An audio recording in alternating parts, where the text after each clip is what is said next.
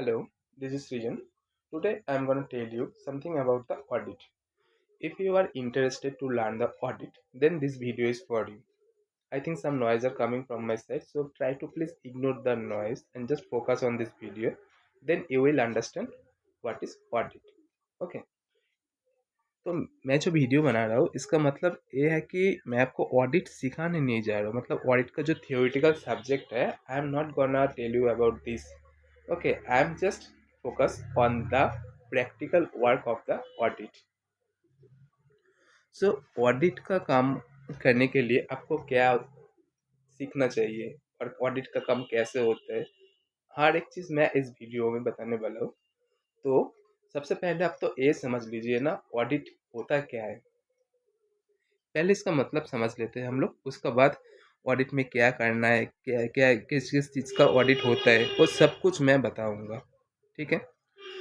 So I think if you use the earphone that would be better for your sound quality. Okay. So first understand what is the meaning of audit. Okay, what is the meaning of audit. Audit क्या होता है, normal ऐसे मान लीजिए कि audit एक independent examination होता है.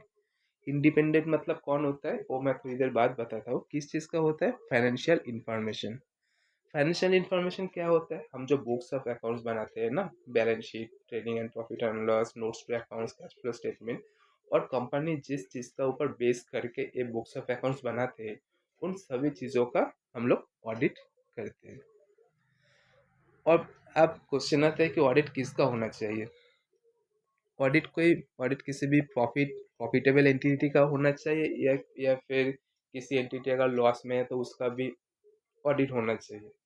तो लॉ में लिखा है कि ऑडिट, आप प्रॉफिट अर्न करते हो या फिर लॉस में हो, कुछ भी हो, आप ऑडिट करा सकते हो. ठीक है. तो इंडिपेंडेंट एग्जामिनेशन, जो इंडिपेंडेंट बंदा है वो कौन होगा, वो नॉर्मली लॉ का हिसाब से एक सीए होता है, एक सीएस होता है, एक सीएमए का बंदा होता है. ठीक है. यही सब लोग ऑडिट जो रिपोर्ट बनते हैं वो साइन करने के लिए एलिजिबल है. आप अगर ग्रेजुएट हो तो आप तो ऑडिट में साइन नहीं कर सकते ना, तो आप ऑडिट का काम कर सकते हो. तो ऑडिट का काम अगर आप सीख लोगे तो आप किसी भी फर्म में जाकर काम कर सकते हो. और अगर जो लोग आर्टिकलशिप करते हैं, नॉर्मली सीए स्टूडेंट होता है, तो उनके लिए वीडियो बेटर होगा. तो अभी हम लोग जो करते हैं ना, हम लोग किस चीज़ का ऑडिट करते हैं, हम लोग ऑडिट करते हैं फाइनेंशियल ऑडिट. ऑडिट बस फाइनेंशियल का ही होता है या फिर दूसरा किसी चीज़ का भी होता है. ऑडिट हर एक चीज़ का ऑडिट होता है, लेकिन हमारा हिसाब से जो हम अकाउंट्स का बंदे हैं उनके लिए ऑडिट बस फाइनेंशियल इंफॉर्मेशन का ही हम लोग करते हैं. ठीक है. तो अब क्वेश्चन आता है, जो फाइनेंशियल ऑडिट होता है वो कितने टाइप का ऑडिट होता है. फाइनेंशियल इंफॉर्मेशन का ऑडिट ऐसे तो अनगिनत है, लेकिन जो मैंने काम किया है वो मैं आपको बता देता हूँ. मैंने इस प्रोफाइल इसमें जितना भी मैं लिखा है ना, ये सभी प्रोफाइल में मैंने काम किया है. तो फाइनेंशियल ऑडिट जैसे इंटरनल ऑडिट होता है, स्टैट्यूटरी ऑडिट होता है, लिमिटेड रिव्यू होता है, जीएसटी ऑडिट होता है, टैक्स ऑडिट होता है. इसके अलावा और भी बहुत कुछ है, जैसे कि स्टॉक ऑडिट होता है, इन्वेस्टमेंट ऑडिट होता है, physical verification of fixed asset होता है, वो भी ऑडिट भी मान लिया जाता है. फिर कॉम्प्लाइंस ऑडिट होता है, ऑपरेशनल ऑडिट होता है, forensic audit, secretarial audit, concurrent audit, और बैंक ऑडिट, जो बैंक का फाइनेंशियल मतलब फाइनल ऑडिट होता है वो वाला. तो मैंने जितना भी लिखा है इनमें से मैंने हर एक प्रोफाइल पे काम कर लिया है, बस सिर्फ फॉरेंसिक ऑडिट मैंने थोड़ा बहुत किया है, ज़्यादा नहीं किया है मैंने. ठीक है. तो मैं आपको यही बता सकता हूँ कि ऑडिट करते कैसे हैं. जैसे कि इंटरनल ऑडिट होता है ना, ये इंटरनल ऑडिट जो मैंने लिखा है, इंटरनल ऑडिट किसके लिए एप्लीकेबल है, किसके लिए एप्लीकेबल नहीं है, वो तो आप लॉ में पढ़ सकते हैं. जब इंटरनल ऑडिट होता है तो उसमें क्या होता है, हमको क्या करना होता है.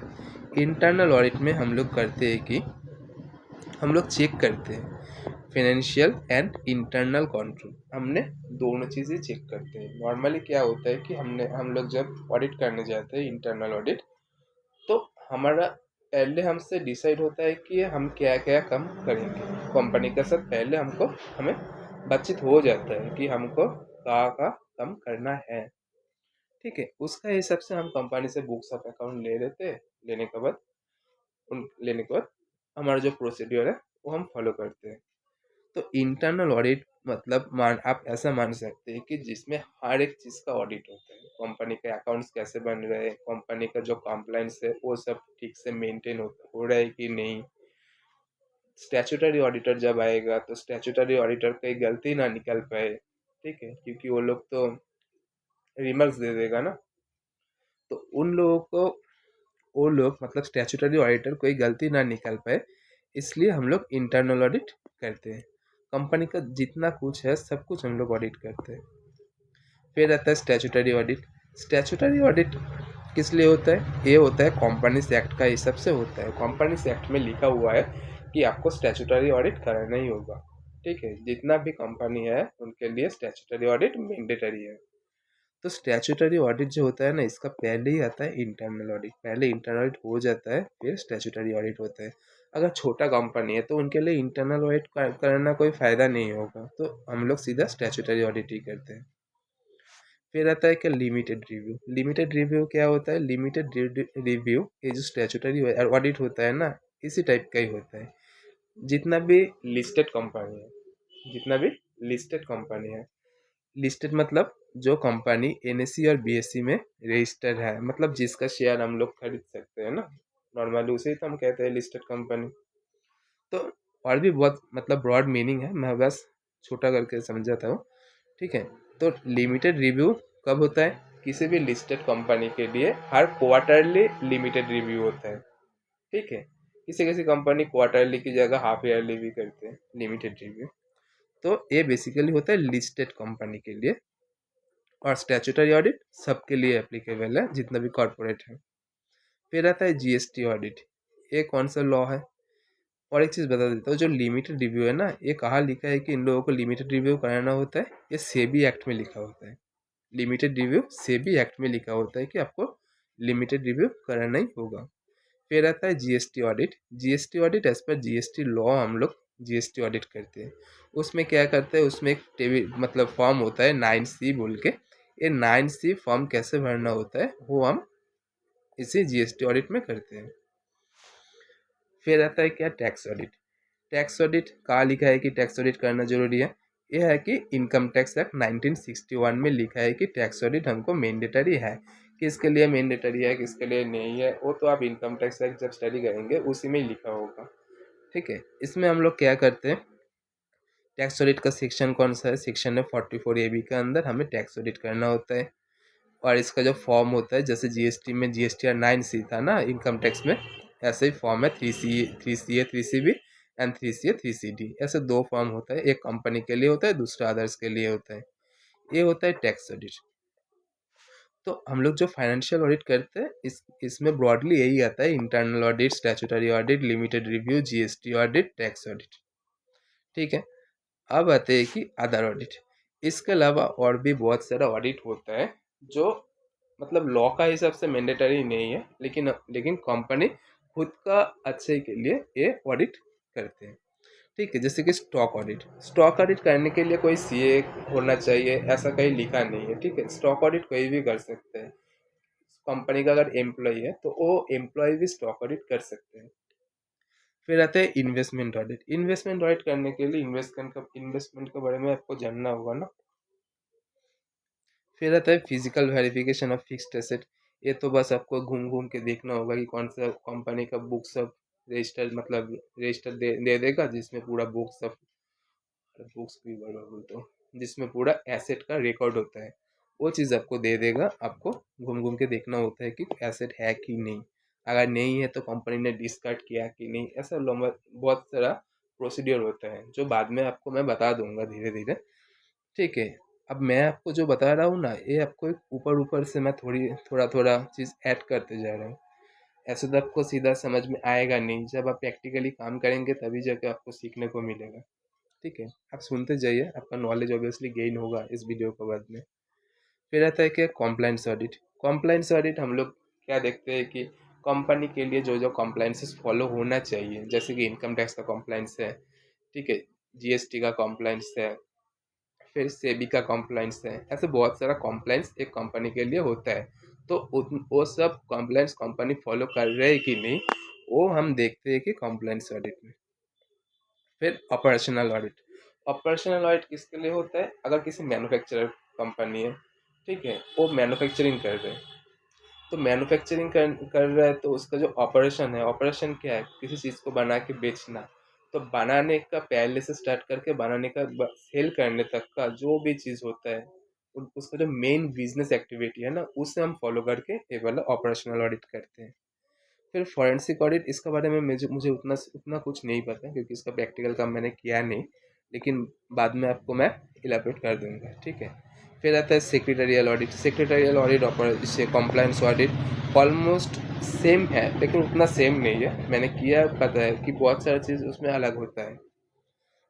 फिर आता है कंकरेंट ऑडिट। ये तो ऑडिट का नाम के लिए ऑडिट होता है। कंकरेंट ऑडिट किसके लिए होता है? कि बैंक के लिए। आपका अगर क्लाइंट कोई बैंक है, तो बैंक में हर हर रोज जाना होता है। जैसे कि मेरा केस में यूनियन बैंक हमारा क्लाइंट था, तो मैं क्या करता था, मैं मतलब एक वीक में 3-4 डेज हमको जाना ही होता था, ठीक है। First first date first to 15 तारीख तक हमें ऑलमोस्ट पूरा दिन ही जाना होता था। जाके बस वो टिक मारना होता है, ठीक है। उनका जो लोन होता है, लोन का फाइल हमको दे देता था। फिर उन्होंने जो डिपॉजिट ओपन किया है, वो डिपॉजिट का सर्टिफिकेट वगैरह सब कुछ हमें दे देता था। तो उसे हम देख के, हम उनका चार्ट रहता है, बस उसमें टिक करना होता है, ठीक है। ये चीज़ जो कॉन्करेंट ऑडिट है ना, ये आपको इतना आसानी से मैं सिखा नहीं पाऊंगा, लेकिन मेरे पास कुछ डाटा है, उसे मैं कोशिश करूंगा कि सिखाया जा सकता है। तो फिर बैंक ऑडिट आता है। ये bank audit normally statutory audit जैसा होता है ना, ये इसके इसी जैसे होता है। तो इतना सारा ऑडिट होता है नॉर्मली। तो आपको जो सीखना है ऑडिट, तो बहुत सारे लोग मुझे कमेंट करते हैं, या फिर मेरे जो स्टूडेंट है, they are asking me, they want to learn audit. Okay, तो मैं उससे पूछता हूँ दैट विच मैं mean what type of audit you want to learn. उस टाइम पे क्या होता है कि वो किसी आंसर दे नहीं पाता है कि मुझे कौन सा ऑडिट सीखना है, क्या सीखना है। तो ऑडिट के बारे में पहले तो आपको पता होना चाहिए ना, कि हमको क्या क्या ऑडिट होता है, उसका फिर हम मतलब समझ सकते हैं कि कौन सा ऑडिट हमको सीखना है। तो ऑडिट सीखने के लिए सबसे पहले, मतलब पूरा ऑडिट आप सीख सकते हो जब आप इंटरनल ऑडिट कर पाओगे। अगर आप एक दो इंटरनल ऑडिट कर लिया ना, तो आपको जितना भी ऑडिट है ऑलमोस्ट इजी सा हो जाएगा, ठीक है। तो मैं कोशिश करूंगा कि जितना लेमैन तरीके से हो सकता है कि आप समझ जाओ, उतना इजी मैं कर दूंगा। अभी ये जो ऑडिट है, ये हमको करने के लिए हमको क्या सीखना चाहिए, हमें की रिक्वायरमेंट क्या होना चाहिए कि हम ऑडिट कर सकते हैं। ऑडिट करने के लिए सबसे पहले भाई आपको टैली तो आना ही चाहिए, क्योंकि ज़्यादातर कंपनी आजकल टैली यूज़ करते हैं। और जो बड़ा बड़ा कंपनी है ना, उसमें क्या होता है कि टैली की जगह सैप नाम की एक सॉफ्टवेयर है, एसएपी बोलते हैं, एसएपी यूज़ होता है, ठीक है। एसएपी यूज़ होता है, तो टैली और एसएपी ये दोनों सॉफ्टवेयर आपको आना चाहिए। एसएपी सबको आता नहीं, ठीक है। एसएपी जैसे कि बैंक जब हम लोग करते हैं ना, उसमें एक सॉफ्टवेयर होता है फिनाकेल बोल के। फिनाकेल एसएपी ये दोनों ऑलमोस्ट सेम तरीके का ही है। तो नॉर्मली आपको क्या सीखना है, टैली तो आपको आना ही चाहिए, ठीक है। फिर एक्सेल, एक्सेल आपको चाहिए, क्योंकि ऑडिट का जो वो लोग डेटा देगा ना, वो बहुत लंबा होता है। कि एक एक्सेल शीट में मान लो 90,000 डेटा होता है, तो उसी डेटा को शॉर्ट करके आपको करना होगा। फिर हम जो ऑडिट करेंगे, ऑडिट करने के बाद हमको क्या करना होता है, रिपोर्ट बनाना होता है, रिपोर्ट सबमिट करना होता है, इशू करना होता है, बहुत सारा चीज़ करते हैं हम लोग। तो उसमें हमको क्या है, एमएस वर्ड भी आना चाहिए, क्योंकि हमने जो काम किया है उसको तो एक रिपोर्ट बना के प्रेजेंट करना होगा ना। तो प्रेजेंट कर लेके आपको एमएस वर्ड भी आना चाहिए, ठीक है। और एसएपी फिनाकल तो मैंने बोल दिया है, आपका नॉट मैंडेटरी है, ठीक है। अब बैंकिंग कम के लिए अगर आप बैंक ऑडिट करने जाते हो, तो आपको फिनाकल आना चाहिए। नहीं नहीं, अगर आप मतलब फिनाकल आपको नहीं आता है, तो इसका मतलब जो ऑडिट है वो आप ठीक से नहीं कर पाओगे, ठीक है। वो लोग आपको जितना डेटा देगा उसी का बेसिस पे ही आपको एज्यूम कर लेना होगा। और एसएपी भी वही है, मतलब सीखने में तो कोई गलती है नहीं ना। अगर आप सीख सकते हो तो बेटर है, अगर आप नहीं सीख सकते हो तो टैली इनफ है। और दूसरा क्या नॉलेज चाहिए, देखिए दूसरा जो नॉलेज है ना, जो फिनेंशियल अकाउंटिंग है, वो पूरा हमारा बेस है कि अकाउंट्स के ऊपर। अकाउंट्स आपको अगर बहुत अच्छी तरीके से आते हैं तो इसका मतलब आपका आधा ऑडिट तो उसी पे ही खत्म हो गया। और बाकी जो आधा ऑडिट होता है ना, उसमें क्या होता है कि ऑडिटिंग बोल के एक सब्जेक्ट होता है। तो ऑडिटिंग सब्जेक्ट का आपको नॉलेज होना चाहिए। बहुत सारा डिटेल में अगर नॉलेज नहीं भी होगा तब भी कोई फर्क नहीं पड़ेगा। कुछ कीवर्ड होता है, कुछ की पॉइंट होता है, उसको आपको फॉलो करना होता है, ठीक है। वो मैं धीरे धीरे आपको बता दूंगा, एक ही साथ तो मैं आपको सब कुछ एक ही वीडियो में नहीं बता सकता, ठीक है। तो अकाउंट्स में पहले फर्स्ट आता है कि हमको अकाउंट्स जानना चाहिए। अब आता है कि अकाउंट्स में हमको क्या सीखना है। अकाउंट्स में हमको क्या सीखना है, अकाउंट्स में देखिए भाई, जर्नल एंट्री तो मस्ट है। जर्नल एंट्री मस्ट है। आपको किसी भी एंट्री का जर्नल एंट्री पास करना आना चाहिए। सपोज एक पार्टी ने सेल किया है, तो सेल का जर्नल एंट्री आपको आना चाहिए। सेल का कॉरस्पॉन्डिंग क्या होता है, परचेस होता है। परचेस का भी जर्नल एंट्री आना चाहिए। तो जब आप परचेस सेल करते हैं तो उसमें से क्या निकलता है, क्रेडिटर्स डेटर्स बन जाते हैं। तो उसका भी जर्नल एंट्री आपको आना चाहिए। मतलब बहुत, जर्नल एंट्री तो आपका बेस है ऑडिट के लिए। फिर होता है कि लेजर। मैं अभी उतना ज़्यादा डिटेल में नहीं जा रहा हूँ, क्योंकि उतना ज़्यादा डिटेल में जाने से जो फ्लो है ना वो टूट जाएगा। मैं एक रास्ते से दूसरे रास्ते की तरफ चला जाऊंगा। पहले आप थोड़ा सा ऊपर ऊपर से समझ लीजिए, फिर हम धीरे धीरे अंदर जाएंगे, ठीक है। फिर आता है क्या, लेजर। लेजर क्या होता है आपको, मतलब समझते हैं कि आप एक जर्नल एंट्री अगर पास करते हैं तो अगर मतलब डेबिट भी होता है, क्रेडिट भी होता है। तो डेबिट अलग, डेबिट का अलग लेजर बन जाता है, क्रेडिट का भी लेजर बन जाता है, ठीक है। अगर आपने अकाउंटिंग सही से पढ़ा होगा तो आपको पता ही होगा कि लेजर क्या होता है। तो लेजर आपको आना चाहिए। मतलब ऐसे नहीं, ऐसे लेजर खाता मतलब आप जैसे नोटबुक में लेजर बनाते थे ना क्रॉस करके, ये जर्नल बन रहा है तो इसका कॉरस्पॉन्डिंग स्टेप इधर आना चाहिए। मतलब उतना छोटा नहीं, और भी आपको डीपली लेजर के बारे में नॉलेज होना चाहिए। फिर आता है क्या, ट्रायल बैलेंस। ट्रायल बैलेंस तो most important in your audit. Because अब जब ऑडिट करने जाएंगे तो सबसे पहले क्या होगा, आप ऑडिट कहाँ से स्टार्ट करेंगे। आपको तो कुछ दिया जाएगा ना कि जिसका बेसिस पर आप लोग ऑडिट करेंगे। तो कंपनी आपको क्या देगा, कंपनी आपको देगा एक ट्रायल बैलेंस दे देगा। उन्होंने जो अकाउंट्स पूरा साल में जो अकाउंट्स बनाया ना, तो इसका मतलब ट्रायल बैलेंस ऑटोमेटिक बन गया होगा। कंपनी क्या करती है, वो लोग जर्नल एंट्री पास करते हैं, ऑटोमेटिक लेजर क्रिएट हो जाता है।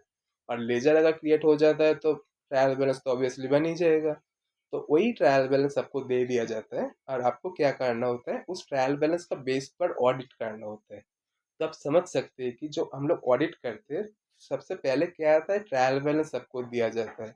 आप ट्रायल बैलेंस को देख के बैक एंड में सोचते हैं कि इसका जर्नल एंट्री क्या पास किया होगा कि इसका बैलेंस ऐसा आया होगा, ठीक है। तो यही होता है कि ट्रायल बैलेंस आपको सबसे अच्छे से आना चाहिए। फिर आता है क्या, फाइनल अकाउंट। देखिए फाइनल अकाउंट तो चाहिए, क्योंकि ट्रायल बैलेंस में आपका लेजर का क्लोजिंग बैलेंस आ रहा होगा, है ना। ट्रायल बैलेंस में क्या हो रहा है, आपका लेजर का क्लोजिंग बैलेंस आ रहा होगा। तो डेबिट बैलेंस आ रहा है, क्रेडिट बैलेंस आ रहा है, बहुत कुछ आ रहा है। तो आपका माइंड में फाइनल अकाउंट का मैप होना चाहिए कि ये बैलेंस मेरा कौन सा हेड में आ रहा है और बैलेंस शीट में कौन सा हेड में जाएगा। तो इन्होंने जो एंट्री पास किया वो सही है कि नहीं, ठीक है। फिर अगर आप कंपनी ऑडिट, तो मोस्टली कंपनी का ही होता है ना, नॉर्मल इंडिविजुअल का ऑडिट क्या ही होगा। कम तो ऑडिट मोस्टली कंपनी का ही होता है। तो कंपनी ऑडिट करने का टाइम हमको क्या होता है कि कंपनी का जो बैलेंस शीट है, आपको पता ही होगा कि उसका फॉर्मेट अलग होता है। हम जो balance sheet, normal balance sheet बनाते हैं वो टी फॉर्मेट में बनाते हैं, है ना। हम लोग जब हम लोग जो नॉर्मल बैलेंस शीट बनाते हैं वो ऐसे टी फॉर्मेट में बनाते हैं ना, इस साइड एसेट है और इस साइड लाइबिलिटी है। लेकिन कंपनी में तो ऐसा होता नहीं। कंपनी ऑडिट में क्या होता है कि ऐसे बनता है, ऊपर इक्विटी एंड लायबिलिटी होता है, नीचे एसेट आता है, फिर दोनों का टोटल आता है। तो ये जो चार्ट है ना, ये जो फॉर्मेट है, ये कहाँ दिया हुआ रहेगा? ये दिया हुआ रहेगा जो शेड्यूल 3 है, जो शेड्यूल 3 है, किस चीज का शेड्यूल 3? कंपनीज एक्ट का। कंपनीज एक्ट का जो शेड्यूल 3 है, उस शेड्यूल 3 में दिया हुआ रहता है कि कंपनी जो बैलेंस शीट बनाएगा उसका फॉर्मेट क्या होगा। उसमें भी डिवीजन आता है कि डिवीजन 1, डिवीजन 2, डिवीजन 3, उसके बारे में मैं बाद में बताऊंगा। तो शेड्यूल 3 आप एक बार गूगल को सर्च कर लीजिए कि शेड्यूल 3 का फॉर्मेट कैसा है। उस हिसाब से वो जो शेड्यूल 3 का फॉर्मेट है वो आपका पूरा माइंड में बैठा होना चाहिए। ठीक है। बस बैलेंस शीट और पीएल तक ही बैठने से नहीं होगा, उसका जो मतलब उसका बाद जो नोट्स टू अकाउंट्स बनते हैं ना, वो नोट्स टू अकाउंट्स का भी आपका माइंड मैप होना चाहिए। जैसे कि क्रिएटर, क्रिएटर क्या होता है, एजिंग बोलते हैं हम लोग। क्रिएटर में एजिंग बनाते हैं ना, कितने साल का एजिंग बनाते हैं, 1 ईयर से स्टार्ट करते हैं, 1 ईयर, 2 ईयर, 3 ईयर, ऐसे मतलब एजिंग बनाते हैं। डेटर्स का 6 मंथ से स्टार्ट होता है। ऐसे आपको याद होना चाहिए। फिर आता है क्या, अकाउंटिंग स्टैंडर्ड आपको आना चाहिए। क्या, अकाउंटिंग स्टैंडर्ड। अकाउंटिंग स्टैंडर्ड जो लोग कॉलेज किया है उसको उतना पता नहीं होगा, लेकिन जो अगर सीए का बंदा है तो उनको पता होगा कि अकाउंटिंग स्टैंडर्ड क्या होता है। अकाउंटिंग स्टैंडर्ड, जैसे मान लीजिए आपने एक फिक्स्ड एसेट खरीदा, आपने एक फिक्स्ड एसेट खरीदा, तो उसको आपने क्या किया, जर्नल एंट्री पास किया होगा कि fixed asset account debit to cash या फिर क्रेडिट, है ना? ऐसे एंट्री पास करते हैं हम लोग। तो वो फिक्स्ड एसेट का वैल्यू हम लोग कितना बुक्स में लिखेंगे, हमारे जो बैलेंस शीट में हम लोग फिक्स्ड एसेट का बैलेंस आएगा ना, उसका वैल्यू क्या आएगा। तो इसके लिए अलग अकाउंटिंग स्टैंडर्ड बनता है। हमारा जो क्लोजिंग स्टॉक है जिसे हम इन्वेंटरी कहते हैं, उसके लिए अलग अकाउंटिंग स्टैंडर्ड है। ऐसे बहुत सारे अकाउंटिंग स्टैंडर्ड है फॉरेन करेंसी के लिए। मतलब टोटल 27 अकाउंटिंग स्टैंडर्ड है, 27। ठीक है। तो वो अकाउंटिंग स्टैंडर्ड का ऊपर आपको ग्रैप होना चाहिए। फिर आता है कि अकाउंटिंग पॉलिसीज, अकाउंटिंग प्रिंसिपल, ये सब होता है। उसके बारे में भी आपको नॉलेज होना चाहिए कि जैसे कि एक्रुअल बेसिस क्या होता है, हम प्रीपेड कब बनाते हैं, ठीक है, तो प्रीपेड को रिवर्स कब करते हैं, ये सब चीज़ को हम बोलते हैं अकाउंटिंग प्रिंसिपल में आते हैं। गोइंग कंसर्न है कि नहीं, वो सब चीज़ सबको पता होना चाहिए। फिर आता है कि इंडियन अकाउंटिंग स्टैंडर्ड, इंडेज बोलते हैं हम लोग। इंडेज सबके लिए अप्लाई नहीं होता है, जो बड़ा बड़ा कंपनी होता है जिसका टर्नओवर भी दिया रहता है कि उस टर्नओवर के ऊपर जाता है तो इंडेज लग जाते हैं, उनके लिए अगर ऐसा ऑडिट आपको मिलता है तब आपको तो इंडेज आना ही चाहिए, नहीं तो आप ऑडिट नहीं कर पाएंगे ठीक से। फिर आता है कंपनी लॉ, कंपनी एक्ट 2013। ठीक है। ये तो आपको मतलब इसमें बहुत सारा चैप्टर है, सपोज कितना चैप्टर है तो मैं भूल गया। ठीक है, कंपनीज एक्ट आपको ढंग से आना चाहिए। इसमें बहुत सारा छोटा छोटा पॉइंट होता है जो हमको ऑडिट का टाइम पर यूज होता है। फिर जीएसटी लॉ। देखिए ये सब तो सब्जेक्ट है, सब्जेक्ट के बारे में आप ओवरऑल नॉलेज तो ले ही सकते हैं, लेकिन इसमें से कुछ कुछ चैप्टर होता है जो हमको बहुत मतलब ज़्यादा यूज होता है। जैसे कि जीएसटी लॉ में एक आईटीसी बोल के चैप्टर है। आईटीसी बोल के जो चैप्टर है, इस चैप्टर पे तो आपका मास्टरी होना ही चाहिए। ठीक है। फिर होता है आरसीएम बोल के एक chapter, reverse charge mechanism. Reverse charge के ऊपर भी आपको मास्टरी होना चाहिए। क्यों होना चाहिए वो मैं बाद में आप धीरे धीरे समझ जाएंगे जब मैं पूरा वीडियो बना दूंगा। ठीक है। फिर जीएसटी रिटर्न के बारे में भी आपको समझना चाहिए। जीएसटी रिटर्न अगर आप नहीं समझेंगे तो आप जो लाइबिलिटी और एसेट क्रिएट करेंगे ना, उसमें गलती रह जाएगा।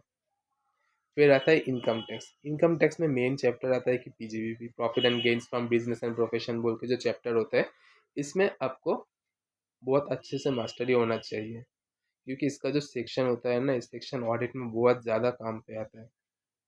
फिर कैपिटल गेन, अगर किसी कंपनी ने इन्वेस्टमेंट किया होगा तो उसके लिए इन्वेस्टमेंट सेल करेगा, परचेस करेगा, तो आपको कैपिटल गेन का चैप्टर आना चाहिए कि आप किस टैक्स पे मतलब किस हिसाब से टैक्स बनाएंगे। क्योंकि जब फाइनल अकाउंट आप लोग बनाने जाएंगे ना, तो उसमें एक मतलब पीएल का नीचे जो आता है, आपको अगर याद रहेगा जब आप पीएल बनाएंगे तो उसका सबसे नीचे क्या आता है, ईपीएस आता है। ईपीएस का ऊपर क्या आता है, टैक्स का एडजस्टमेंट आता है, provision for tax less deferred tax current tax आता है ना। तो वो जो प्रोविजन फॉर टैक्स होता है, वो प्रोविजन फॉर टैक्स बनाने के लिए आपको तो हाँ इनकम टैक्स का पूरा नॉलेज होना चाहिए ना। नहीं तो आपका जो प्रोविजन फॉर टैक्स वो गलत निकलेगा। ऐसे भी प्रोविजन फॉर टैक्स गलत ही निकलता है, लेकिन ऐसा गलत ना निकल जाए कि वो 1900 और 2000 का फर्क हो जाए, ठीक है। फिर आता है क्या, अदर सोर्सेस। अदर सोर्स आपको चाहिए। अदर सोर्स का नॉलेज आपको इसलिए चाहिए कि कंपनी में क्या होता है कि वो लोग बहुत सारा लैंड परचेस करते हैं, और लैंड में एक सेक्शन होता है कि सेक्शन 56(2)(10) बोल के होता है ना, कि लैंड परचेस करते हैं तो 10% का अगर वेरिएंस रहता है तो टैक्स बन जाता है, 10% से ज़्यादा वेरिएंस रहता है तो वो वाला अदर सोर्स का वो एक पॉइंट बहुत ज़्यादा इम्पोर्टेंट होता है। फिर आता है टीडीएस टीसीएस का। टीडीएस तो आपको मतलब टीडीएस और टीसीएस लेके आपको मास्टरी करना ही होगा। टीडीएस और टीसीएस आपको अच्छे से आता ही होगा, आना चाहिए, नहीं तो आप ऑडिट नहीं कर सकते, ठीक है। अब टीडीएस का तो बहुत सारा सेक्शन है। तो कंपनी में हम लोग जब जाते हैं ना, हम लोग पहले कंपनी का ऑपरेशन समझते हैं कि कंपनी कैसे ऑपरेट हो रहा है। फिर उसके लिए हम लोग मतलब बैकग्राउंड मतलब बैकएंड में हम लोग सोचते हैं इनके लिए कौन कौन सा टीडीएस का सेक्शन एप्लीकेबल है, टीसीएस एप्लीकेबल है कि नहीं। तो हम लोग एक छोटा मोटा चार्ट बना लेते हैं पहले 10-15 मिनट में, उसके बाद हम लोग काम करना स्टार्ट करते हैं, ठीक है। देखिए टीडीएस और टीसीएस जो है ना, ये इनकम टैक्स के लिए मैंने बोला। टीडीएस और टीसीएस जीएसटी के लिए, जीएसटी के भी तो होता है ना। जैसे कि इनकम टैक्स का टीडीएस होता है, ऐसे जीएसटी का भी टीडीएस होता है। मैंने बहुत ऑडिट करके मतलब बहुत जगह ऐसा गलती मिला है कि उन्होंने जीएसटी का टीडीएस इनकम टैक्स में डाल दिया। इनकम टैक्स का टीडीएस वो तो इनकम टैक्स में ही रहता है, उसमें कोई गलती नहीं, कहीं नहीं करता है, ठीक है। तो इतना सारा नॉलेज आपको गेन करना होगा। अभी आप स्टडी करने बैठेंगे कि मैंने आपको तो बता दिया ना क्या क्या चाहिए। अगर आप अभी स्टडी करने बैठेंगे तो दिक्कत क्या होगा कि आप इतना सारा चैप्टर पढ़ के ना खुद गुम हो जाएंगे, कि आपको मिले आपको समझ में ही नहीं आएगा कि कहाँ से स्टार्ट करना है, क्या खत्म करना होगा। तो बेटर होगा, मैं जैसे जैसे बताते जा रहा हूँ, अब ऐसे ऐसे उसका जो कॉरस्पॉन्डिंग चैप्टर होता है उस चैप्टर को निकालिए, उसका प्रोविजन को स्टडी कीजिए, फिर उसका नोट बना के रखिए, ठीक है। तो ऐसे ऐसे आपका चैप्टर भी खत्म होते जाएगा और आपका ऑडिट का नॉलेज भी होते जाएगा।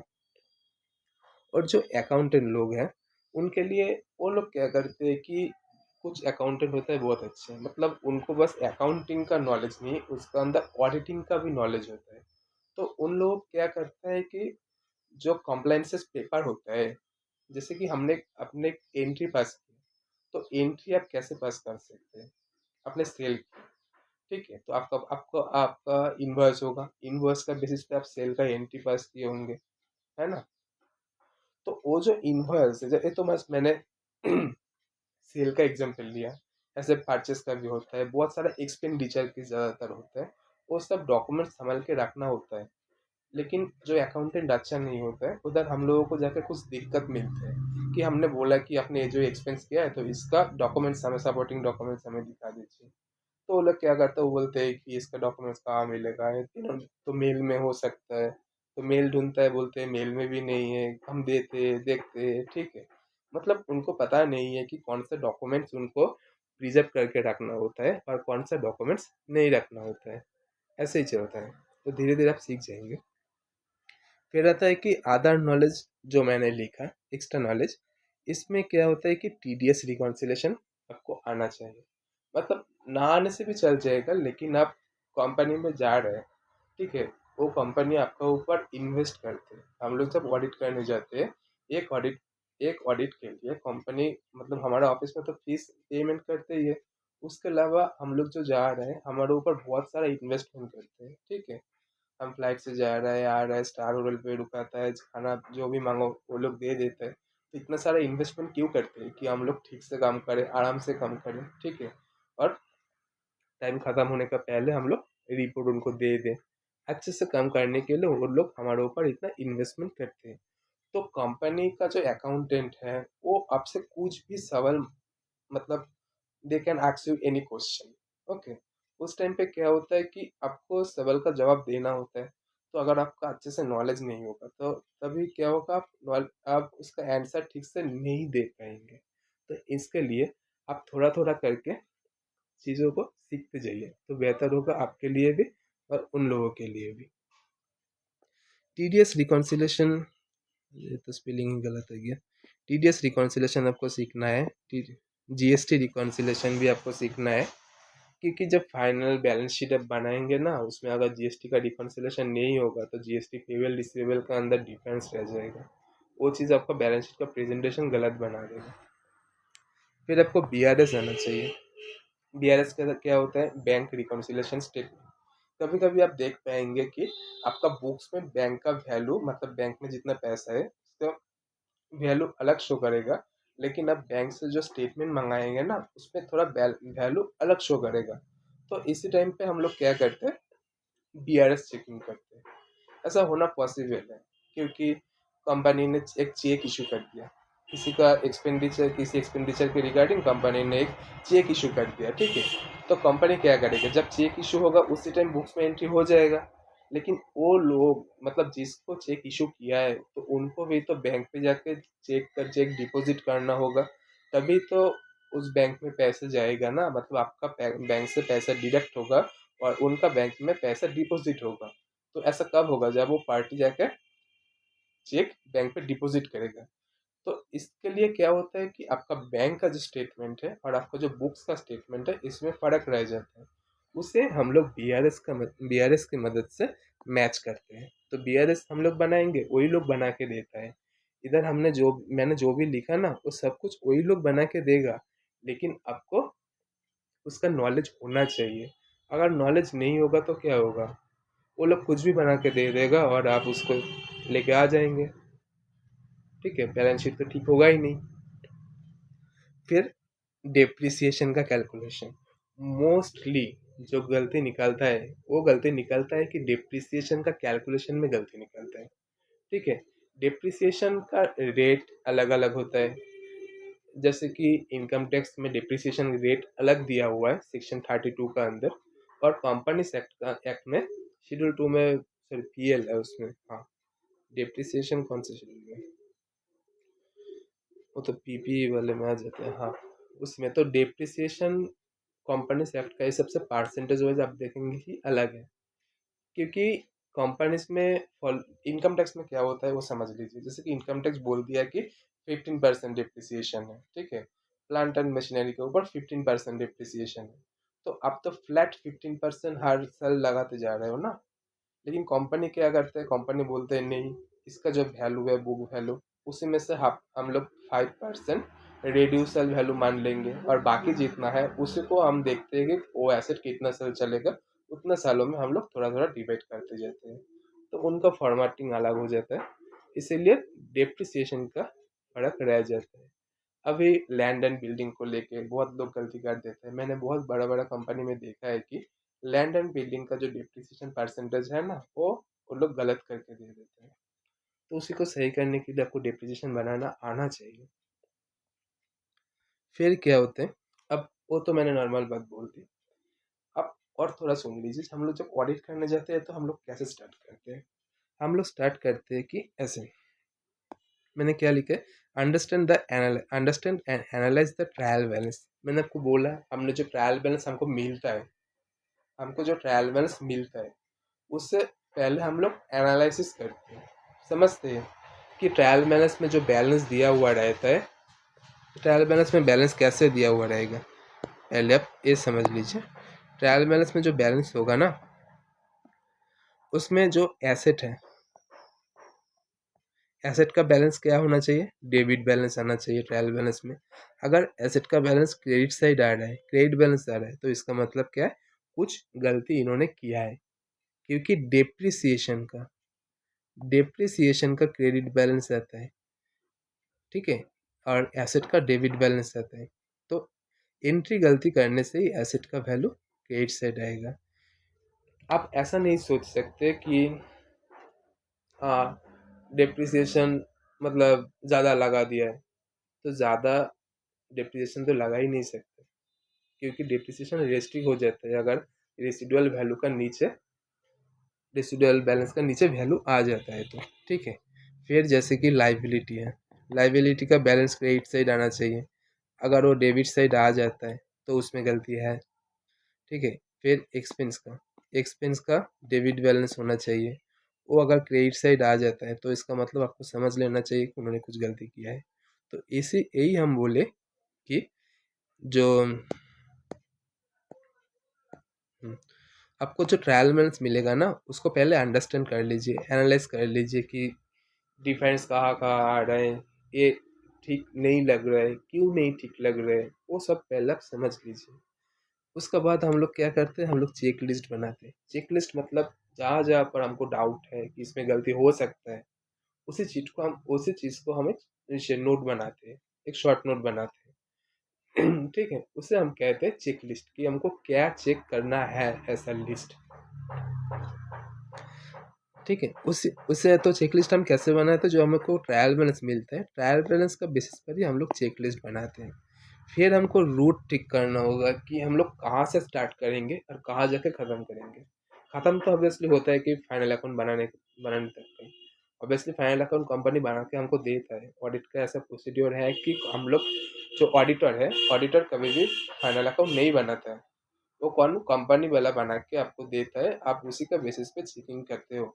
लेकिन बहुत सारा कंपनी ऐसा आपको मिल जाता है कि वो लोग बोलेगा कि नहीं नहीं, हमको बैलेंस शीट बनाना आता नहीं, हम बनाएंगे तो उसमें गलती ही रहेगा, आप बना के दे दीजिए। ठीक है, लॉ का हिसाब से पॉसिबल नहीं है, लेकिन कई कई जगह करना होता है, कोई ऑप्शन भी नहीं है, क्योंकि हम ऑडिट को विड्रॉ भी नहीं कर सकते, ऊपर का प्रेशर रहता है ऊपर से। ठीक है, तो हमको रूट पहले डिसाइड कर लेना चाहिए कि हम कहाँ से स्टार्ट करेंगे और कहाँ जाके ख़त्म होगा। फिर हम क्या करते हैं, हम जितना भी मेंबर गए उनका अंदर काम को स्प्लिट कर देते हैं। मैं तो ऐसे ऐसे ही करता, मैं एक्चुअली ऐसा नहीं करता हूँ कि स्प्लिट, ज़्यादातर मैं खुद ही कर लेता हूँ। क्योंकि प्रॉब्लम क्या होता है ऑडिट का टाइम का, सपोज आपको काम आता है, आपका साथ दो नया लड़के गया है, लड़का हो या लड़की हो जो भी हो, आपका साथ गया है, उसको ऑडिट सिखाना है। ठीक है, और आपको ऊपर से आपको ऑर्डर मिला कि 7 डेज का अंदर कंप्लीट करना है। तो आप क्या करेंगे, आपको पता है कि आप इन लोगों को सिखाने जाएंगे तो टाइम बहुत ज़्यादा लग जाएगा, लेकिन आप उससे भी कम टाइम में आप खुद कर सकते हैं। तो आप ऑब्वियसली उनको उतना काम देंगे नहीं, खुद ही कर लेंगे। ठीक है, लेकिन मतलब मेरा हिसाब से यही बन रहा है, लेकिन बहुत सारा लोग होता है जिनको काम निकलवाना बहुत अच्छे से आता है, उन लोगों के लिए बेटर होता है कि वो लोग काम को स्प्लिट कर देते हैं। जैसे बिग फोर में जो लोग काम करते हैं वो काम स्प्लिट हो जाता है। ठीक है, तो ऐसे ही चलते हैं। छोड़िए, ये तो गया कि ऑडिट को हम लोग कैसे स्टार्ट करते हैं। ये जो नोट है ना, ये नोट को आप अभी नोट करके रख सकते हैं या फिर मेरे को कमेंट कर सकते हैं, मैं आपको दे दूंगा नोट। आप पहले तो इसको समझ लीजिए, फिर थोड़ा थोड़ा एडिशन होते होते होते होते आप पूरा समझ जाएंगे। फिर होता है कि हम जब काम स्टार्ट करते हैं, ये चीज़ मैं थोड़ा सा और इलाबोरेट कर देता हूँ कि ये जो रूट हम लोग डिसाइड करते हैं ना, रूट कैसे डिसाइड होता है। रूट डिसाइड करने से पहले हमको क्या करना होता है, हमको एक वैल्यू निकलना होता है कि सपोज कंपनी का टर्नओवर है 1000 करोड़, तो हमको एक मतलब मटेरियल वैल्यू निकलना होता है। ठीक है, आप अगर ऑडिट करेंगे तो उसमें लिखा होगा कि हमको एक ऐसा वैल्यू निकलना होता है कि जो मटेरियल है, इससे ऊपर जाएगा तो मटेरियल है, इससे नीचे जाएगा तो मटेरियल नहीं है। ठीक है, ऐसे वैल्यू फाइंड आउट करना होता है, तो पहले हम लोग वही फाइंड आउट करते हैं, कैसे करते हो तो बात का बात है। ठीक है, तो करने के बाद तो फास्ट मेरा साथ जो जूनियर जाता है, मैं उसको क्या करता हूँ, उससे मैं बोलता हूँ कि भाई तू भावचिन्ह कर। ऑडिट के अंदर एक बड़ा रोल इम्पोर्टेंट होता है भावचिन्ह का। भाउचिंग मतलब क्या होता है कि समझ लीजिए कि कंपनी ने जो एक्सपेंडिचर किया है ना, उसका भाउचर होगा। भाउचर मतलब इनवॉइस, मान लीजिए इनवॉइस होगा। तो ऐसा बहुत सारा भाउचर होता है, मान लो 2000, 4000, 5000 ऐसा भाउचर होता है। तो 5000 अगर भाउचर होगा तो सभी भाउचर हम थोड़ी ना देख पाएंगे, हम चेक करने जाएंगे तो 1 साल लग जाएगा कि भाउचर चेक करते करते दूसरा ऑडिट आ जाएगा। ठीक है। तो हम लोग क्या करते हैं कि उसे बोलते हैं कि भाई एक काम कर, इनकम टैक्स में लिमिट क्या है कि इसे कैश इससे ज़्यादा नहीं होगा। वो बोलते हैं कि 10,000। मैं बोला कि ठीक है, 10,000 का नीचे अगर है, बिल है, तो उसे उतने अच्छे से ना देखने से भी हो जाएगा। लेकिन जो बिल 10,000 का ऊपर है, उसे अच्छे से देख लो। इसके लिए वो लोग क्या प्लानिंग लगाते हैं, वो लोग बोलते हैं कि एक काम करते हैं, टैली में जाके कैश लेजर को देखते हैं। कैश लेजर को फिल्टर आउट करके हम निकाल लेते हैं कि उसमें 10,000 के ऊपर कितना है। तो उसे हम शॉर्ट करते हैं, शॉर्ट करने के बाद उसी भाउचर को हम निकालते हैं। वो भाउचर को निकाल लेते हैं हम लोग, फिर उसी को देखते हैं कि वो किसको पेमेंट किया गया है, कब पेमेंट किया गया है, उसमें ऑथोराइज सिग्नेचरी है कि नहीं, यही देखते हैं। फिर वो जो भाउचर जिसको पेमेंट किया है, उसका जो इनवॉइस है, वो वाला इनवॉइस इसमें अटैच है कि नहीं। ऐसा तो नहीं है कि वो वाले इनवॉइस को जेरॉक्स करके लगा दिया होगा। ठीक है, ऐसा नहीं होना चाहिए। इसमें हम लोग बहुत सारा चीज़ देखते हैं।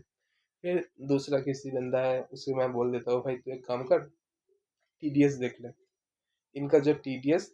अब वो बोलता है कि भाई टीडीएस देखना है, तो टीडीएस कौन सा टीडीएस, दो टाइप का दिख रहा है। टीडीएस रिसीवेबल भी दिख रहा है, पेएबल भी दिख रहा है, कौन सा चेक करें। ठीक है, ऐसे बहुत सारा क्वेश्चन आ जाता है, तो मैं उसे बोल दे कि टीडीएस पेबल को देख ले।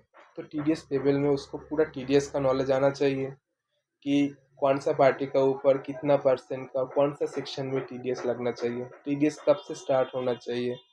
ठीक है, उस टाइम पे टीडीएस काटा कि नहीं, फिर टीडीएस काटने के बाद टीडीएस डिपॉजिट किया कि नहीं, डिपॉजिट किया।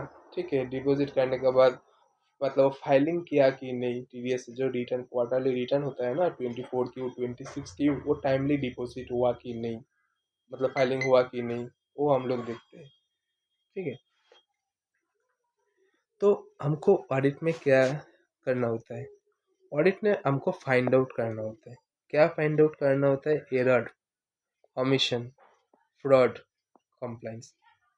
नॉर्मली यही चार चीज़, और भी चीज़ है लेकिन मोटा मोटी यही चार चीज़ हमको ज़्यादा चेकिंग करने को मिलता है। हम लोग ज़्यादा चेकिंग करते हैं। हम लोग क्या करते हैं, एरर को फाइंड आउट करते हैं। ठीक है, एरर कहाँ मिलता है, एरर मिलता है हमको अकाउंट्स के अंदर ही एरर मिलेगा, अकाउंट्स के अंदर ही एरर मिलेगा। एरर होता क्या है, एरर होता है कि रॉन्ग अकाउंटिंग, जो डेबिट में जाना चाहिए उससे हमने क्रिएट कर दिया, मतलब अकाउंटेंट ने क्रिएट कर दिया। ठीक है, जिसको क्रिएट करना चाहिए था उसको डेबिट कर दिया। एक्सपेंसेस का जो जर्नल होता है उसको उन्होंने इनकम में डाल दिया, इसलिए इनकम क्रेडिट साइड आ गया, मतलब डेबिट साइड आ गया। ठीक है, ऐसा ही होता है। Entry posted, wrong entry posted. फिर करेक्ट प्रोविजनिंग उन्होंने नहीं किया होगा,